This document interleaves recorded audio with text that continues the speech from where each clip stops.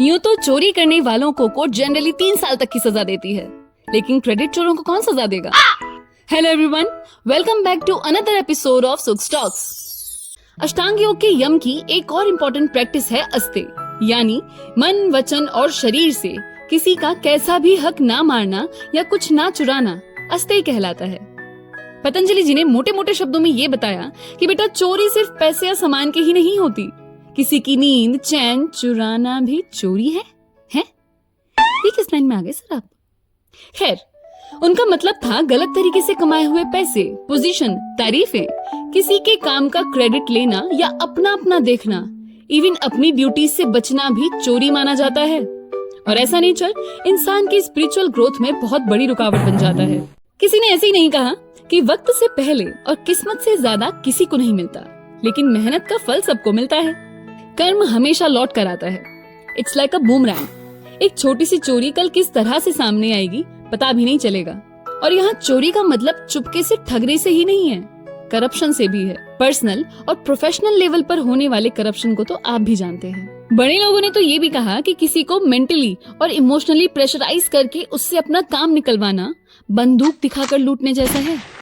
और यकीन मानना, आप चोरी का सामान आगे ले जा पाए या नहीं, लेकिन इसके पीछे का इंटेंशन और उससे होने वाला इम्पैक्ट सोल आगे तक कैरी करती है। मेरी टीचर कहा करती थी कि सुगंधा, काम ईमानदारी के साथ करोगी तो पॉसिबल है ग्रोथ थोड़ी स्लो हो, पर हो जरूर जाएगी। ग्रोथ हो तो रही है, पर मुझे दिख क्यों नहीं रही? एनीवे, जब हम यम की बात करते हैं तो एक चीज जो सभी प्रैक्टिसेस में कॉमन है कि आप जो भी करें उसमें सोसाइटी का भी भला होना चाहिए। खुद से पहले हम लोगों के बारे में सोचें। कभी ध्यान दिया ऐसा क्यों?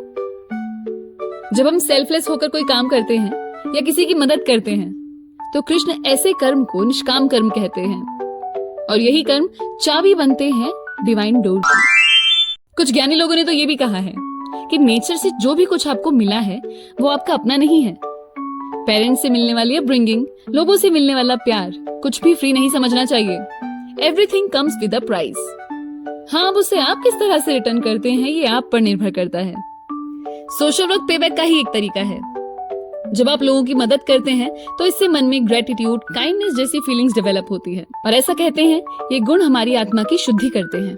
अब इसे साधारण सी बात से समझें तो ये है कि जब आप अच्छे काम करते हैं सोसाइटी के लिए, लोगों के लिए, उससे आपके पुराने जो भी बुरे कर्म हैं उनकी इंटेंसिटी थोड़ी कम होती जाती है।